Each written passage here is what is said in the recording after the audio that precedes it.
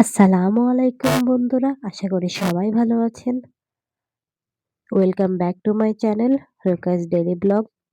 আজকে আপনাদের বানিয়ে দেখাবো মজাদার চিকেন দম বিরিয়ানি। আপনারা কিন্তু বাসায় সহজ উপকরণেই বানিয়ে ফেলতে পারবেন এমন মজাদার চিকেন বিরিয়ানি।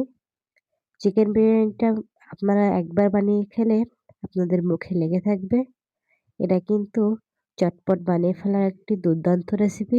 আমি কিন্তু এটা বানানোর জন্য বাজার থেকে কেনা প্যাকেট মশলাই ব্যবহার করেছি। সো শুরু করা যাক। বিসমিল্লাহ। আমি যেহেতু এখানে ৫০০ গ্রাম চালের বিরিয়ানি তৈরি করছি, সেহেতু আমি এখানে যেমন চাল তার ডবল পানি নেব। আর আমি যেহেতু এখানে বাসমতি চাল ব্যবহার করছি, তো আমি এখানে নিয়েছি ৭৫০ গ্রামের মতো পানি। কিন্তু আপনারা চিনি গুঁড়া চাল ব্যবহার করলে আপনারা এখানে যেমন চাল তেমনই পানি নেবেন। আমি এবার যে বাজার থেকে প্যাকেট মসলাটা নিয়েছিলাম, ওর ভেতরে গোটা মসলাটা আমি পানির ভেতরে এড করে ভালোভাবে পানিটাকে মিশিয়ে নিচ্ছি।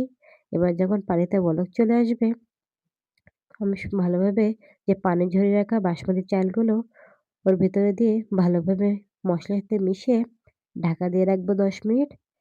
এই যে দেখুন, ১০ মিনিট পরে আমার রাইসটা কত সুন্দরভাবে সফট হয়েছে। অবশ্যই আপনারা জালটাকে মিডিয়াম রাখবেন, নইলে কিন্তু আপনাদের চালটা ভালোভাবে সিদ্ধ হবে না। এইবার আমি কিছু লবণ দিয়ে ভাতটাকে সুন্দর করে মিশিয়ে সাইড করে রেখে দিব। এবার কড়াইতে একটু তেল গরম করতে দিয়ে এর ভিতরে দিয়ে দিব ৪ টা কাটা আলু এবং ওর ভেতরে দিয়ে দিব কিছু পরিমাণ লবণ ও অল্প হলুদ গুঁড়া। অনেকে হলুদ গুঁড়ার পরিবর্তে ফুড কালারও ব্যবহার করে থাকে। যতক্ষণে আলুগুলো ভাজা হচ্ছে তার ভেতরে আমি মাংসটাকে ম্যারিনেট করে নিব। মাংসটা ম্যারিনেট করার জন্য আমি এখানে নিয়েছি ১ কাপ টক দই। আমি এখানে ৪ পিস মাংস নিয়েছি। যেহেতু আমরা ৪ জনের জন্য বিরিয়ানি রান্না করছি। আর নিয়েছি কিছুটা লবণ ও লেবুর রস। এবার মাংসটাকে সুন্দর করে ভালোভাবে ম্যারিনেট করে নিব। এবার আমি আমার ভাজা আলুগুলোকে সুন্দর করে ভেজে সাইড করে তুলে রাখবো। এবার ওই আলু ভাজার তেলেই আমি দিয়ে দিব কুচানো পেঁয়াজ। পেঁয়াজগুলোটা কিন্তু খুব সময় নিয়ে ধীরে ধীরে ভেজে নিতে হবে। আপনারা কিন্তু পেঁয়াজ ভাজার সময় কোনো তাড়াহুড়ো করবেন না, নইলে কিন্তু পেঁয়াজগুলো পুড়ে যাবে। সো খুব লো মিডিয়াম টু আঁচে এটাকে সুন্দরভাবে ভেজে নিবেন।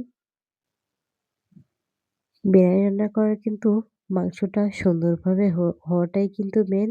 যদি কোনো কিছু পুড়ে যায় তাহলে কিন্তু পুরো মাংসের টেস্টটাই কিন্তু শেষ হয়ে যাবে। এর ভিতরে আমি দিয়ে দিচ্ছি এবার ৩ টা তেজপাতা। এই যে পেঁয়াজটা বেরেস্তা আকারে ভাজা হয়ে গেলেই আমি এটাকে সাইড করে তুলে নেব। 80% পেঁয়াজ তুলে নিয়ে এর ভিতরে আমি দিয়ে দিব আদা রসুনের পেস্ট। আদা রসুনের পেস্টটা আমি সুন্দর করে তেলের সাথে ভেজে নিব। তাহলে যে আদা রসুনের ভিতরে যে এক্সট্রা গন্ধ থাকে সেগুলো আর থাকবে না। সুন্দর করে ভাজার পরে আমি এর ভেতরে দিয়ে দিচ্ছি ওই যে ম্যারিনেট করে রাখা মাংসগুলো। ওটা সুন্দর করে আমি তেলের ভেতরে দিয়ে নিব। দিয়ে ভালোভাবে আমি মশলাটাকে দিয়ে মাংসটা কষিয়ে নিব। আর যে পাত্রে মাংস ম্যারিনেট করে রেখেছিলাম তার ভেতর অল্প একটু পানি ধুয়ে নিয়ে এই পানিটায় আমি মাংসে এড করে নিব। আমি কিন্তু আর কোনো পানি মাংসের ভেতরে এড করব না। এবার মাংসটাকে আমি কিছু সময়ের জন্য ঢাকা দিয়ে রাখবো। ২-৩ মিনিট ঢাকা রাখার পর উম আমি কিন্তু ঢাকা থেকে উঠিয়ে মসলাটাকে ভালো করে নেড়ে নিচ্ছি। এ পর্যায়ে দিয়ে দিব কিছু গোটা গরম মসলা এবং বেটে রাখা জিরা বাটা। এটাকে সুন্দর করে আমি এবার মসলাটাকে সাথে এটা কষিয়ে নিব।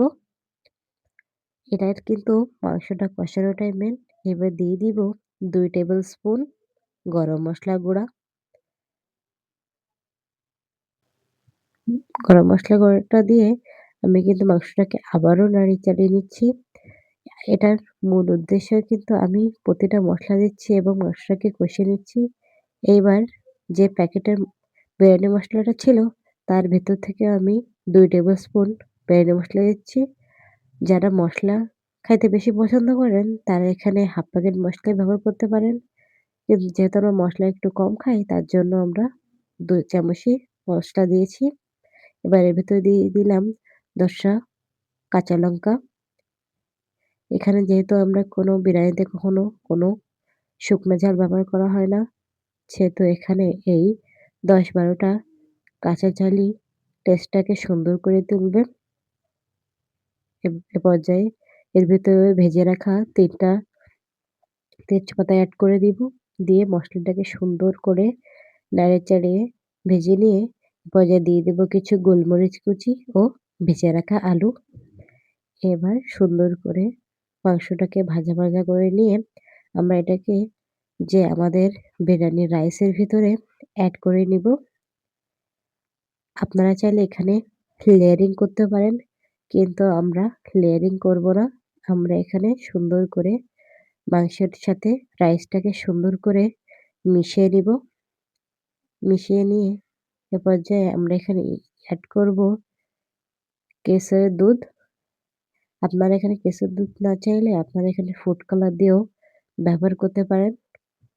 আর সুন্দর করে কেশর দুধ দিয়ে ভালোভাবে মিশিয়ে নিয়ে এবার দিয়ে দেব একটু টেস্টিং সল্ট। দিয়ে এটাকে আমরা উপর থেকে ছড়িয়ে দেব কিছু বেরেস্তা। আমি কিন্তু বেরেস্তার সাথে চিনি মিশিয়ে নিয়েছিলাম। এবার এটাকে চুলার উপরে আমরা রেখে দেব। চুলায় অবশ্যই এতক্ষণ রান্না করেছিলাম। আঁচ আছে, ওই আঁচেই আমাদের হয়ে যাবে। যদি গ্যাসে রান্না করে থাকেন, লো আঁচে রেখে দিবেন ৫ থেকে ১০ মিনিট। এই যে আমি ২০ মিনিট পরে আমার বিরিয়ানির ঢাকনাটা খুলে দেখছি যে আমার বিরিয়ানিটা কত বেশি পারফেক্ট হয়েছে। এটা খেতে যেমন দুর্দান্ত, সেমন দেখতেও অসাধারণ হয়েছিল। অবশ্যই এটা একদিন হলেও আপনি বাসায় বানিয়ে দেখবেন। বাজারে বিরিয়ানি প্যাকেট দিয়েও যে এত সুন্দর বিরিয়ানি বানানো যায়, সেটা আপনারা বুঝতে পারবেন। আর যদি আমার ভিডিওটা ভালো লেগে থাকে, তাহলে অবশ্যই লাইক, কমেন্ট আর সাবস্ক্রাইব করে দিবেন। আর অবশ্যই আমার পাশে থাকবেন।